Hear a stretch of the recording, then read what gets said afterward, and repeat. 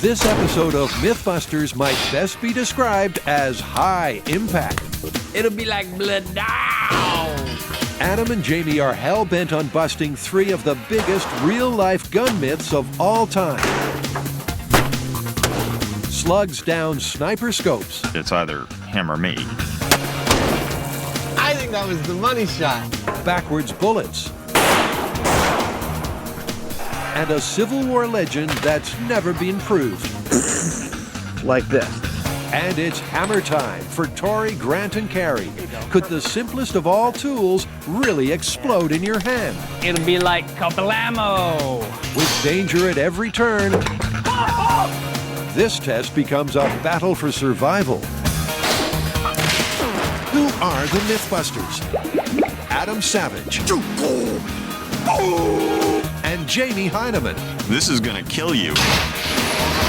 Between them, more than 30 years of special effects experience. That's what I'm talking about. Joining them, Tori Belleci, Very excited about this.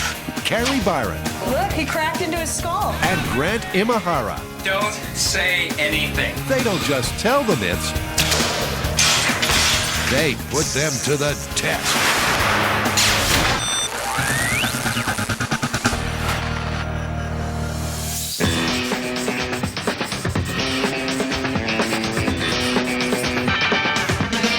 After all the gun myths that we've tested, what could be left? Well, actually, there are a number of myths, and they all involve making a nearly impossible shot. Nearly impossible shot. All right, what's first? I call this one the mystery of the backwards bullet. Oh, I think I heard about this one. Supposedly there was a shootout in Seattle between some cops and a perpetrator, and the perpetrator's bullet was later found lodged backwards in the policeman's gun barrel, and that justified the shooting because it proved that the perpetrator was pointing his gun directly at the cop? Well, close. Actually, it was in the cylinder. It was a revolver, but that's what the myth is, and I think we should test it. All right.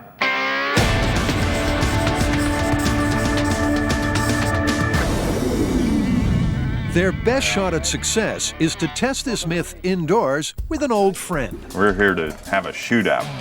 Alan Normandy is one of South Frisco's finest, One round, 9mm pistol, fired from an MP5. and he's already guided the team through a dozen gunshot tests. Some of those gun myths came from the movies, but this one's from real life. It's something like firing a bullet down the barrel of another gun, which is why it ends up facing backwards. But in this case, a bullet fired by a criminal in Seattle is said to have scored a direct hit on the empty chamber of a police revolver. You've heard of it then? Yeah, I have actually. Just recently, we were doing some research on that. I'm actually very excited about this particular experiment. They're firing the same types of guns used in the Seattle shootout. The suspect pulled a pistol on 2 officers. Then they drew their .38 Colt revolvers. Of course, we'd love to reenact this shootout by Adam and I, like facing off and seeing what happens, but that'd be kind of stupid because one of us would get badly hurt. So what we've done is we set up a rig. We've got a board that will line these 2 guns up at a precise distance. We've got a way of aiming them precisely, including some laser sights. And we've got special made holders for the guns that we'll be able to hook a string onto and fire the guns safely and remotely from the other side of the range. The shooting gun is a Glock. The receiving gun is a Colt Police Positive .38 Special. And we've got it mounted here into basically a clamp that won't allow this gun to move.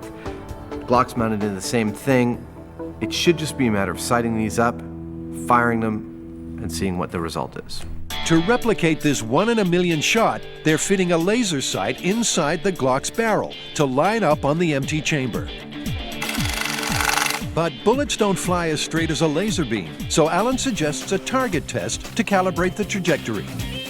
Turns out the bullets don't always leave the barrel of a gun and stay on perfect columnar center of that barrel.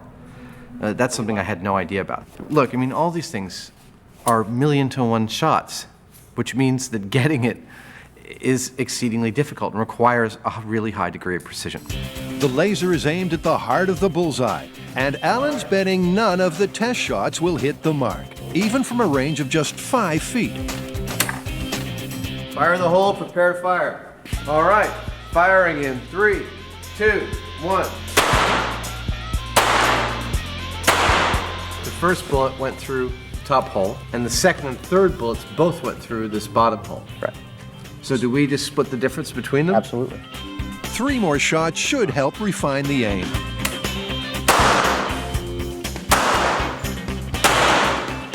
That group looks nice and tight. It is a little bit right of where the laser sight was. Yeah. We need to make one little final tweak of an adjustment, and I think we're in.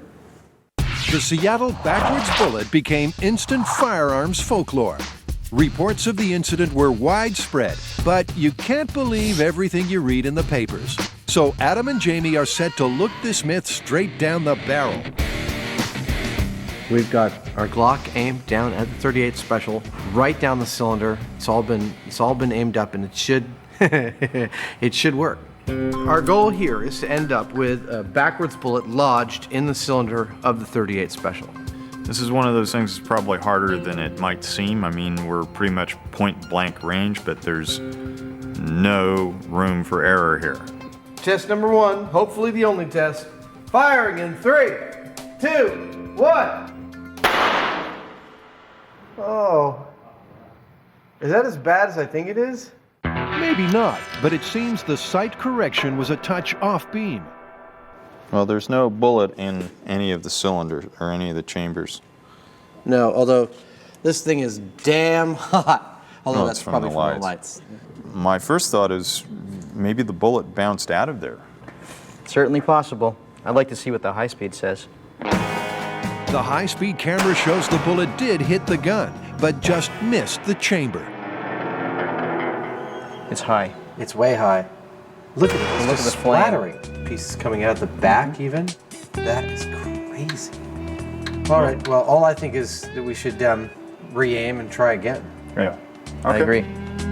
After all this effort, it's definitely worth another try. Fire in the hole. Firing in 3, 2, 1. Hey! That looks a little better. That looks a lot better. I'm provisionally excited. One minute adjustment, and the bullet is all over that chamber. Though you really can't call it a bullet anymore. It's nothing but little pieces there. The bullet did go into the chamber, but it's not left there as a chunk of a bullet. Yeah. And that may just be the way that it works. I think we ought to try it again. I'm just not sure from this distance that bullet's going to be anything but munged like scrap by the time it hits this gun. They try again. Firing in 3, 2, 1. And again, with similar results. Anything short of a perfect entry disintegrates the bullet. And a chamber half full of metal mush won't confirm the myth. I should know. When I'm heading out for a day of shooting and I think this is going to be easy, we've got laser sights. Everything requires some fussing and fudging, and even something as powerful as a handgun, it requires some finesse to make sure you know where it's going to shoot, even from 5 feet away. I didn't expect that. It's a tougher shot than anyone imagined, and one of the reasons is all too obvious. The 9mm bullet is slightly bigger than the .38 caliber chamber. First of all, the bullet is larger than the cylinder bore, which means when it's hitting, parts of the bullets are stripping off. But on the high speed, it just looks like the bullet's disintegrating into just powder, practically. Well, it's a little frustrating at this point. We keep lining it up dead on with lasers and very carefully finessing it into position. And these guns just aren't designed for that. They're designed to hit relatively large, meaty objects, and they're not designed to go down a tiny hole.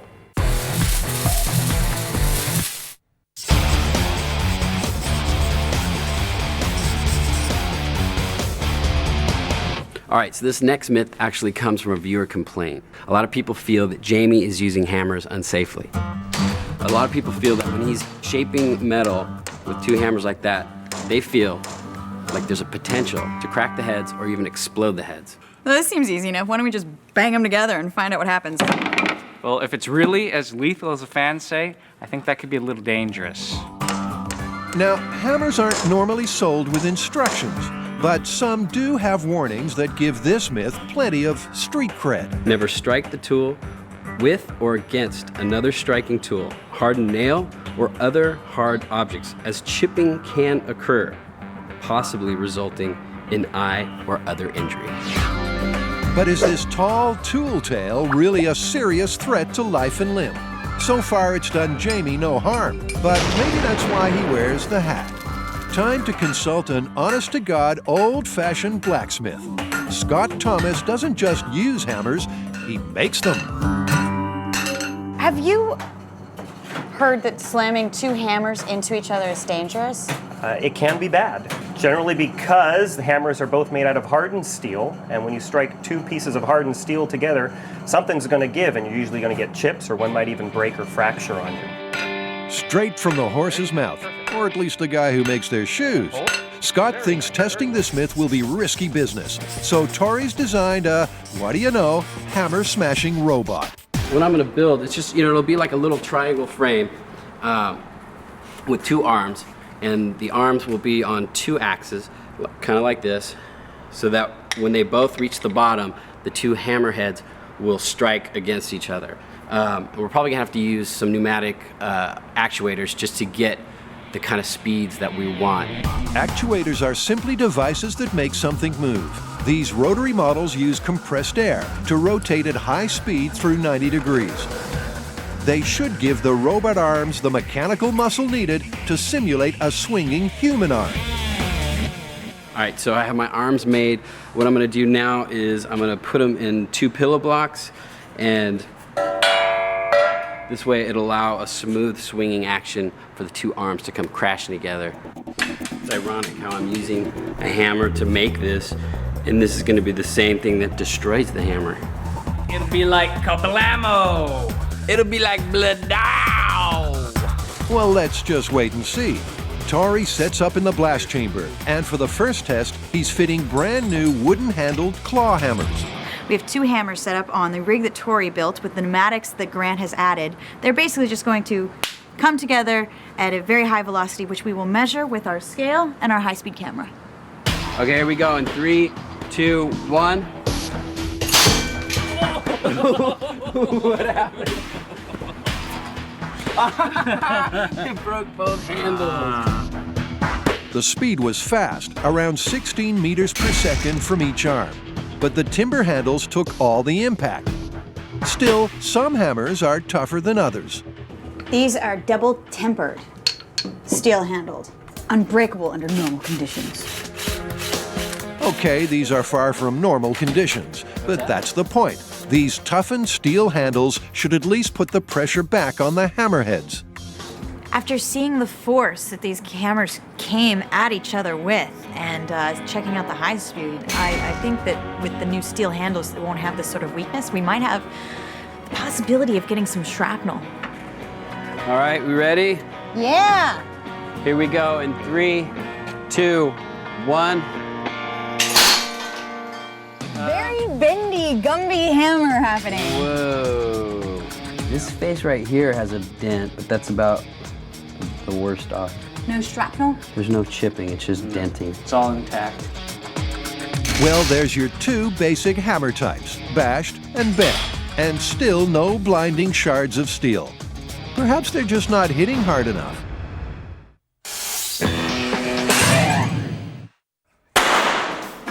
Adam and Jamie are just as frustrated with their backwards bullet. Is that as bad as I think it is? They want to confirm the story that a criminal's bullet hit and lodged in the empty chamber of a police revolver. So far, the messy results don't quite match the myth. Maybe the bullet bounced out of there. After some tiny adjustments to the pitch of the guns, they stand back, block their ears, and give it their best shot. Cylinder test number 5, trying to get a 1 in a million shot on the 5th try. Here we go. And 3, 2, 1. The aim looks good, but they're chasing perfection. It's just a sliver straighter than the last shot, and that's all it takes. Incredibly, most of the bullet is still intact, and it's a very close match to the police photos. There's a hell of a lot of shrapnel at the bottom of the very chamber we were shooting into. And if you look in this way, you can see the copper jacket. That's a bullet lodged the wrong way in.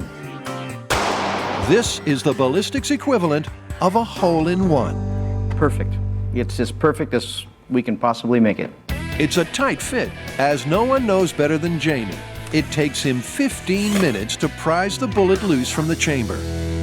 Wasn't much left of it. I had to saw and pry and finagle the thing out of the back of the gun. And a lot of it had actually gone into the cylinder and then kind of sprayed out the back in the gap between the cylinder and the rest of the gun. But it was an honest-to-goodness bullet, and it was in there. It looks just like the picture that we had from the report we saw. It's perfect. I couldn't be happier. I'm calling this one confirmed. It's totally possible that you can shoot your bullet down the cylinder of another person's gun. I'm calling this one confirmed, 100%.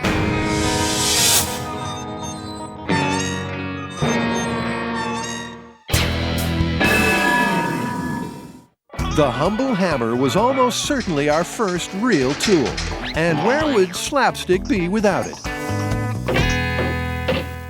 Oh, son of a gun. But can bashing two together really send deadly shards of steel whizzing around the workplace? Some toolmakers take the myth seriously, but so far, Tori's hammer-smashing robot has barely made a dent. Well, clearly we're not in any imminent danger based on these few tests here, so we're gonna step away from the robot and give it a crack ourselves. Grant's concerned that the robot arms might simply be too slow to cause the fabled fracture. So with a high-speed camera and a calibration board, we'll soon find out who's fastest, man or machine. Blow! Tori thinks he'll drive the nail with one strike. But that was a tad optimistic. I was just like inches away from hitting the nail. Just Inches? Inches? I was just inches away. Back to the plate, and it's swing and a miss. You know, Look, I hit the same spot as last time. Why don't you put the nail there? It's worth noting that a smart remark rarely goes unpunished. Are you okay?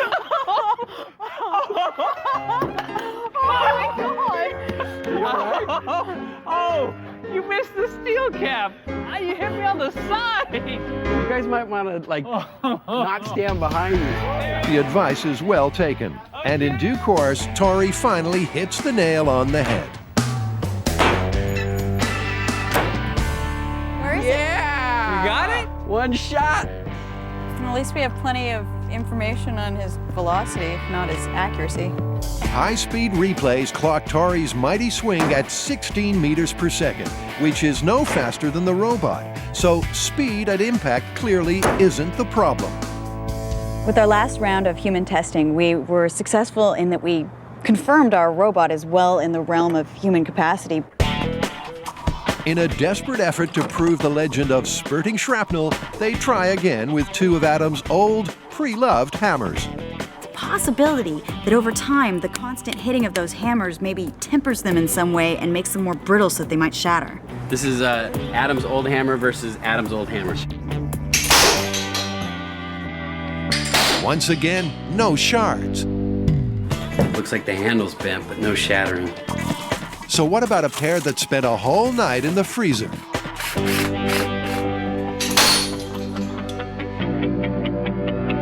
Well, these are our best quality hammers, kept overnight at minus 10 degrees Fahrenheit. And you can tell right here, closest that we've gotten to a chip, still no explosion. Okay, so where to from here? Maybe Jamie has the answer. Jay, we've been doing this all afternoon. We've been smacking hammers together. We haven't gotten anything more than like a little tiny spray of particle dust. And you're sort of the subject of this whole myth, and you're the reason that we're visiting it. I think if a hammer head is really hard, like if it's like just super hard, it's going to be brittle. That you would do by getting the hammer head really hot, like red or white hot, as hot as you can get it without melting it, and then quenching it and used motor oil because it absorbs a lot of the excess carbon in there. It's called case hardening, and here's why it could work. Steel is an alloy of iron and carbon. The more carbon you add to the mix, the more brittle the steel. So Tori taps into the nearest source of free carbon. That's some dirty oil. The used motor oil is full of carbon, which is introduced into the hot metal, and it's supposed to make this a much stronger hammer. But in taking away some of its softness, which absorbs shock, we are making it more brittle. At least that's the idea. And that calls for a down-home MythBusters style barbecue. Who had the 20-ounce claw hammer? Medium? Okay, medium on this one. Once the hammers are heated to a healthy red glow, they're all set to suck up the carbon from that second-hand motor oil. When they've cooked and cooled, we might just have the explosive hammers we've been looking for. Back at MythBusters HQ, Adam and Jamie are ready to test their next classic gun myth. I've seen this in the movies. It's one sniper taking out another sniper. And the final thing is the guy who's about to be killed sees the first sniper in his eyepiece and gets shot right through his scope, through his eye, through his head. That's it? That's it. So what's the plan on the sniper scope? Well, the first thing is I think we have to find a range to do this in because I don't think it's fair to, use 10 feet or 20 feet on this deal. We should have a nice long throw between these rifles. I agree, for accuracy. And I don't think that the insurance company is going to let you or I be the sniping victim in this. I think we should ask Grant if he's willing to do it. Okay. Sadly, Grant's too busy bashing hammers to accept the invitation, but he has offered his likeness in the name of science. Well, the stuff that I'm making it out of is a ballistics media that's actually based on animal protein. So it's perfect for us in seeing a real damage assessment to muscle tissue. That's exactly what this equates to when it's dry, is muscle tissue. Just like the backwards bullet, this myth wasn't invented by a scriptwriter. The legend stems from the Vietnam War, when a U.S. Marine sniper named Carlos Hathcock killed his VC counterpart with one shot straight down the scope. Jamie's first job is to track down a similar rifle. This is a new gun that just came out. This is the actual 100% true copy of a Vietnam sniper rifle. So, is that a good rifle? Oh man, you could hit a fly at 500 yards of this if you were a good sniper. After buying the rifle, the budget stretches to 4 quality scopes. That means they'll have just 4 shots at busting this myth. All they need now is a victim, and Adam delivers a bouncing ballistics baby named Grant. Beautiful! Look at that. That's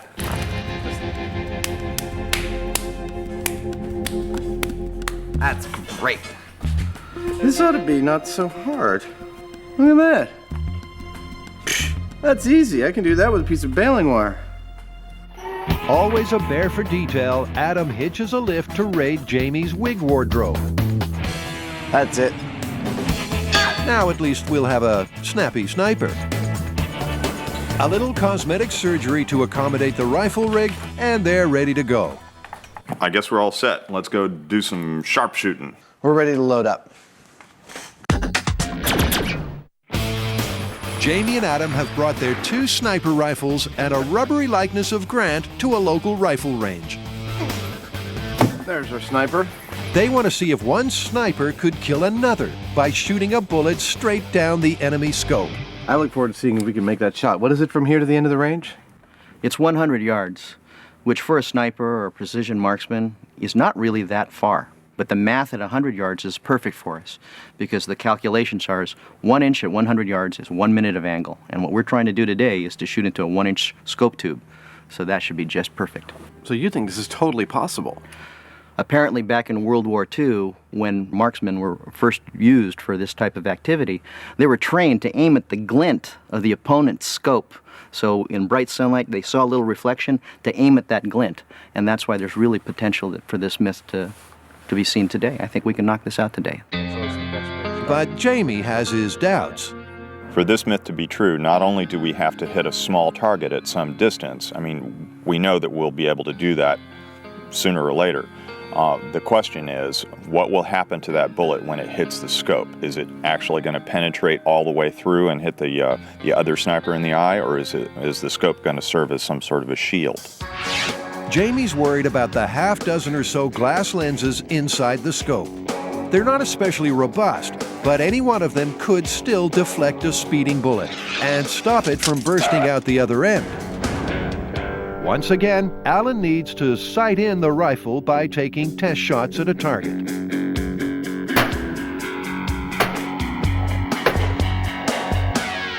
Well, here's the center of the group, right? Mm-hmm. We're going to move it one click left and one click down, and that's it. Once we know that it's reasonably centered in that fashion, you guys can start shooting. Now's the chance for Adam and Jamie to get their fingers on the trigger.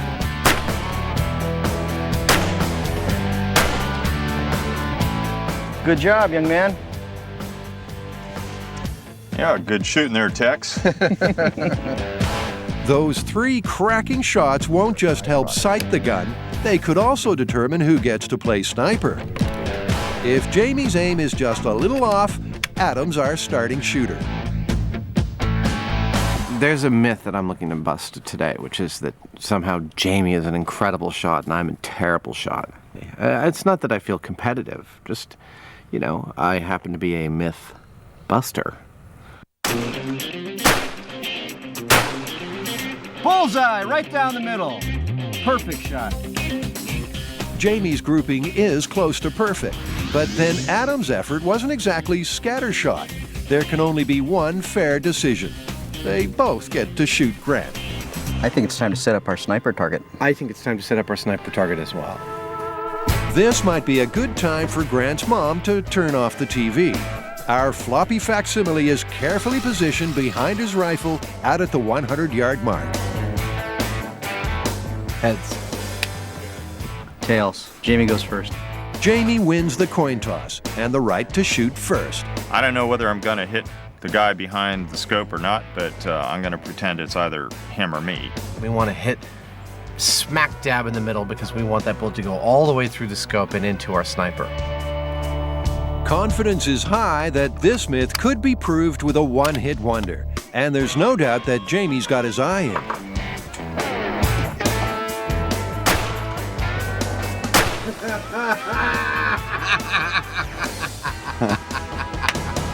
I think that was the money shot. It's a direct hit from a distance of 100 yards. The scope is history, but gunman Grant lives to snipe another day. It didn't make it through to his eye. It didn't even make it to the back of the scope. I dare say this guy would be kind of upset, but his eye is still intact, and the scope acted effectively as a shield. It looks like Jamie's fears were well-founded. The optic elements jammed the bullet. But with 3 more scopes to destroy, they can still turn this myth around. Well, it's up to Adam to see whether he can best this shot, and that's going to be a pretty tall task. The fate of the squad rests with Sergeant Savage. I'm happy with that shot. Let's see how it is. It's another clean hit, unleashing a river of pulverized glass. But it's Adam who's truly shattered. Doesn't look like I made it. No, similar deal. No, it doesn't even look like it made it as far.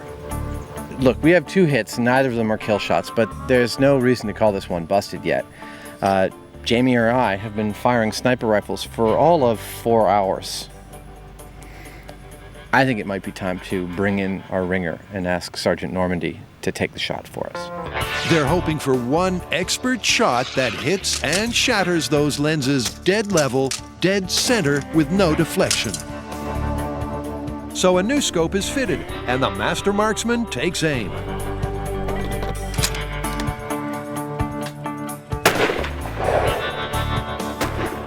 I don't think I got it. In fact, he did get it.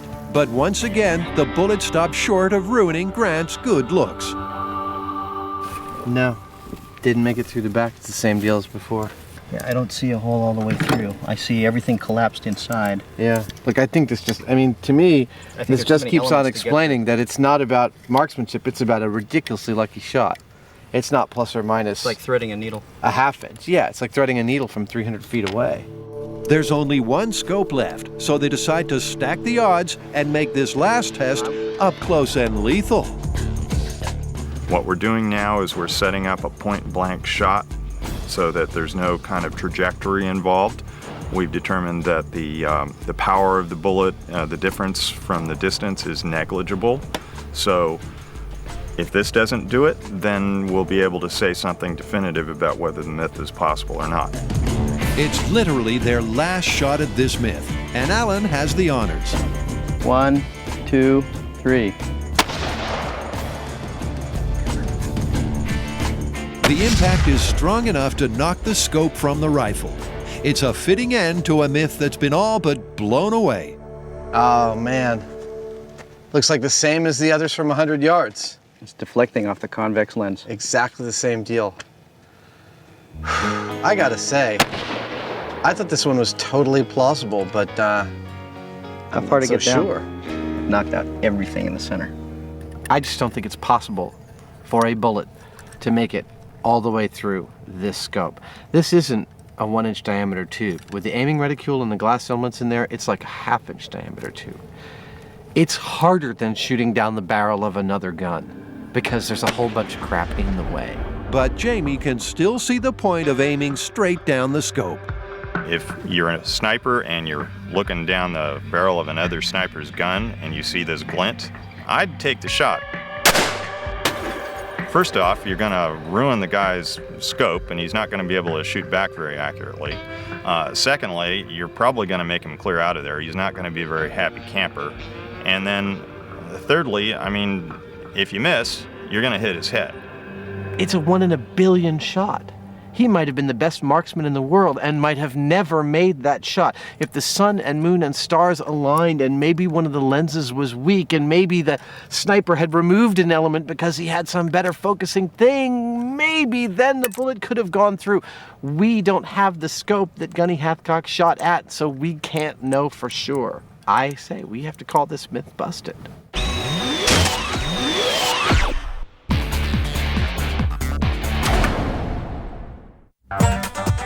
Tori, Grant, and Carrie are testing the myth that smashing hammers together could be extremely bad for your health.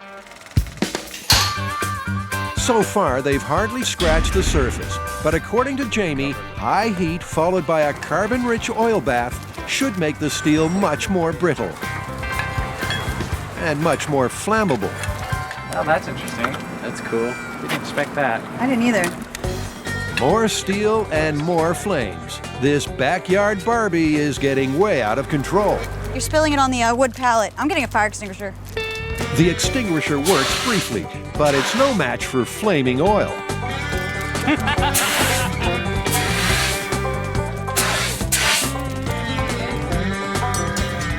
Everything's under control. That always sounds so easy in those do-it-yourself manuals. This case-hardened, solid steel hammer is ready to be put to the sword. And this time, they've decided to crash it into something that's guaranteed not to bend or break. What we're gonna do is we're gonna put to rest one of these arms, and we're just gonna have the hammers crash into the anvil. So we are moving on to a test that possibly could be the grand finale. This could be the shattering hammer that we've been waiting so patiently for. Systems armed. Let thou. Just gotta limbo my way out. All right, so this is the final test. Hardened hammer against anvil in 3, 2, 1. The result is totally unexpected. The carbon-soaked head failed to shatter, but the softer shaft has a serious case of the bends. That was the part that wasn't hardened. That's true, that's the part that wasn't hardened. Dang! Yeah, that was the part that wasn't hardened. That's pretty cool. This here is our case hardened hammer, which we did on our last test. Now, The hammer's so hard, and this is so soft, that the neck completely bent. Those flying fragments are just flaky residue from the barbecue. The head itself is completely undamaged. Conclusion, it's never wise to bang two good tools together, but the chances of a hardware store hammer exploding are virtually zero. All right, so are we in agreement? Hammer versus hammer, busted? Yeah, it's busted. Totally busted.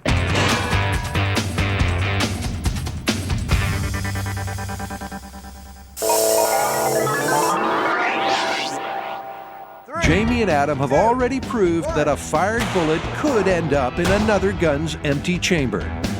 As for killing the enemy by shooting down his sniper scope, well, Grant survived without a scratch.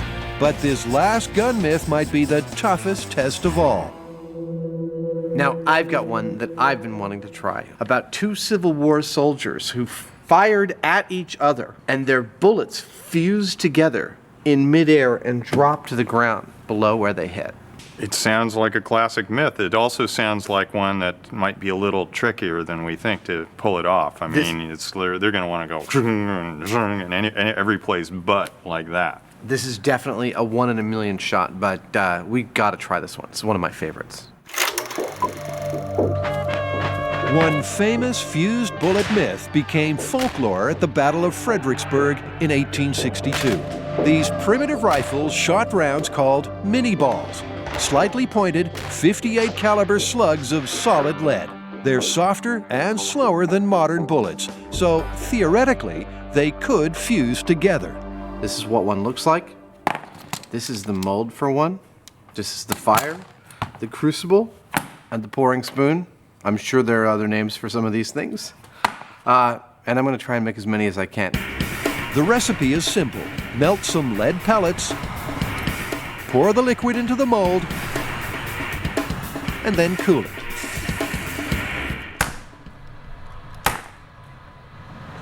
Now that is perfect. Meantime, Jamie sourced two near-perfect replica rifles to fire those mini balls.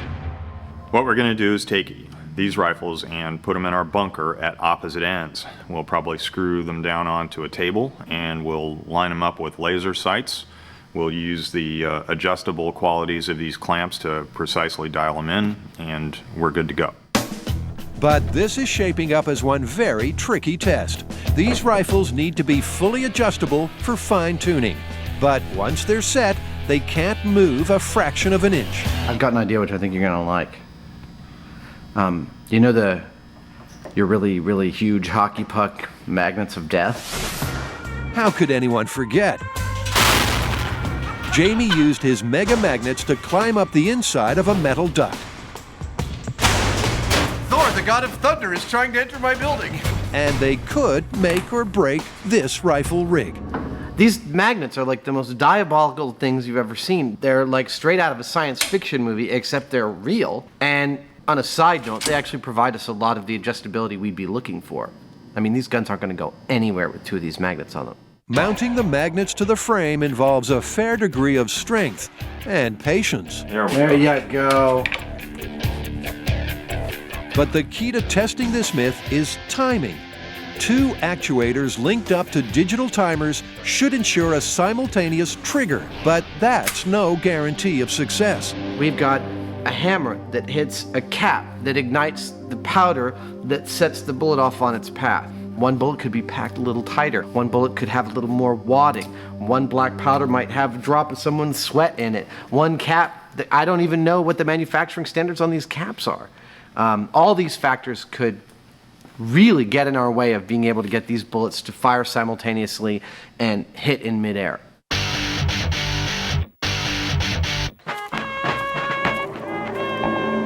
So if two bullets collide in midair, could they really fuse together? Some say it happened for real in the US Civil War, but of course, there's no one around to verify that. So what do you got there, little buddy?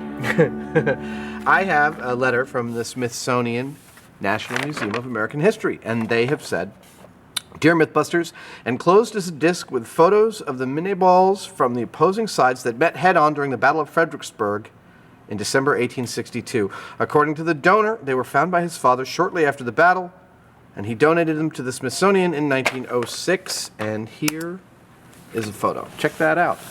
Now, that looks to me like, I mean, it looks the part of what I'd expect to see, but I'm still pretty dubious about it. Yeah, I don't know. That could be anything. I'll believe it when we do it ourselves. They're setting the guns just 6 feet apart, hoping the laser sights ensure a hit. In case the aim is askew, they've fitted circular collars to the end of both barrels to limit the damage to the rest of the gun. In order to align the two barrels directly down each other's throat, we've got these, which are in-barrel laser sights. Basically, I put this in the barrel and I screw it in, and it pulls this little thing down, expands this collet to fit the barrel, and then I know that this laser is dead center of the barrel, pointing exactly where that barrel's going to shoot. Line both of these up across the same center, and we should get 2 bullets meeting. But the biggest concern is timing. Jamie's actuators are precise to the millisecond, but 19th century firing caps and gunpowder aren't so reliable. So Adam's running a test with a slab of bulletproof plastic to see if both rifles fire in perfect unison. The point of this is that if everything hits at the same time, then we're golden. We just leave everything set and we go for the real test. If we see that, say, one bullet is off to one side or one bullet hits before the other one, this will help us dial it in. They fill each gun with exactly 80 grains of gunpowder, a standard charge in the 1860s. All right, I'm just about to put the caps in. We should clear all non-essential personnel. Okay, I'm out. All right. Okay, range is going hot. Clear the range. 3, 2, 1. I heard that bounce around. And I also heard that it wasn't quite exactly the same hit. There's only one slug embedded in the plastic, and it takes a minute to figure things out. No, that's the bullet from this side, because there's still a barrier. Yeah, I think they both just kind of bounced off. Yeah. This one didn't quite bounce as far as the other one. Hey, how good is the aim? It's perfect. I can't tell, is it? Yeah. That is very, very cool. Let's check out the high speed. The high-speed camera confirms the theory. One bullet popped out the other, because one gun fired a fraction of a second later. Which means we now want to set this one to fire 62 milliseconds before that one. Well, I've got it set for delay, so I'll delay that one 62 milliseconds. Yes. 0.06 of a second might not sound much, but that tiny delay could be catastrophic in a real test. That's way more time than it takes for one bullet to get from one gun to the other. So that would have been one bullet all the way down the barrel of the other gun. Our biggest worry is that this black powder stuff is so unreliable that we may get some totally different result next time, but at least we're dialing in on it. So Jamie dials in the timer with a slight delay. The guns are reloaded, and fresh caps are fitted. 3, 2, 1. Now that was the right sound. It was off, but it's a lot closer. I couldn't tell you that I heard 2 distinct bangs, only one bullet falling. I heard 2. Really? Yeah. It's that bionic hearing. This is one time Jamie would love to be proved wrong. Sadly, he's never been more right. Now it looks like the opposite happened. That this gun fired first, and this gun's lead knocked the first gun right out of there. That is so cool. The high-speed shots are crystal clear. The aim is still dead square. But these 2 slugs are a long way from meeting in the middle. Oh, that is such a beautiful shot. Look at that. That was 30% closer than the other one, but in the other direction. Yeah. Which tells me we're dealing with a lot of inconsistency here. I think we're getting as close as we can possibly get, but I think from any shot to any other shot from the same rifle, you're going to deal with a difference in delay of, 20 to 80 milliseconds, and that's what's going to kill us in this. Okay. So let's just set up and do as many shots as we can. Okay. The odds against perfect synchronicity are enormous. the gunpowder is just too unreliable. So they might as well bite the bullet, lose the plastic, and do this test for real. In 3, 2, 1. Oh, collar got knocked off. That hammer's down. Interesting. Test after test proves that timing is still the problem, and there's no way to fix it. One rifle always fires fractionally before the other, and they take turns jumping the gun. Any delay Jamie dials in is pure guesswork. We can, in the high-speed camera, clearly see one bullet moving across frame, and then another bullet moving across frame in that kind of time period. So it's not like they're like this. They're kind of going. We're not sure how to get there. These bullets are little rascals. They're like, it's like herding cats. They're not behaving. So we need to come at it from a different angle, and I'm not sure what that is right now. The solution might involve some lateral thinking. Hey, Tori. And there's no doubt that Adam's brain often works sideways. This is perfect. I want to put a bullet in there. Just hold it ever so lightly enough that it stays there and I can shoot it with another bullet. You guys use this for silver dollars, silver dollars, right? yeah, and that's what it was designed. So there's no resistance whatsoever. Fantastic. That's perfect. Tori once used this fancy frame to see if he could shoot a hole through a silver dollar. And it might just work now as a bullet holder. It's a legitimate way to test the myth. Remember, they're not out to see if two bullets could hit, but whether they'd fuse together. It's basically just a tube with 3 long screws mounted in it that hold the bullet very gingerly. The thing that it does is holds it completely stationary, so we're guaranteed to hit it. If those bullets completely disintegrate and don't fuse at any speed, then this myth is busted. If we are able to get those bullets to fuse at some speed, well then, we're going to say it's plausible. With one mini ball held fast in the frame, they compensate by cutting the charge to just 20 grains of gunpowder. It's a fairly realistic battlefield scenario, and their last chance to turn 2 bullets into 1.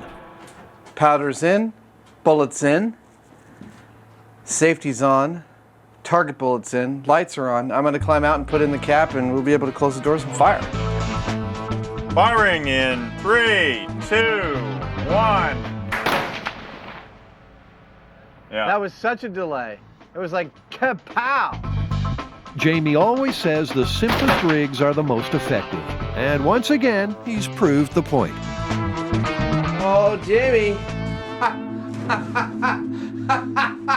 If you and I had hired a sculptor, we couldn't have asked him to do a better proving of plausibility than that. Yeah, that's pretty elegant. It does not get any better than that. Dude, that is fusion. There's no doubt that these 2 lethal chunks of lead have hit and fused. The high-speed camera can't clearly show the melting moment, but so what? Oh, you can't see it. It's already gone. Oh, well. I thought the evidence would be on the high speed, but no! We have physical evidence. Who cares about the high speed today? Not me. When you think about what's required to make this happen in real life, I mean, it's a freak accident. I am so happy about this. This is one of the most beautiful objects we have yet made on the show because of how unexpected it is. I would have to call this one plausible. However unlikely, it is in fact plausible. All right, it's time to call it. First one up, mystery of the backwards bullet. What do we say? That would be confirmed. It is possible to fire a bullet down the cylinder of another gun. The fused bullets from the Civil War. Plausible. It worked.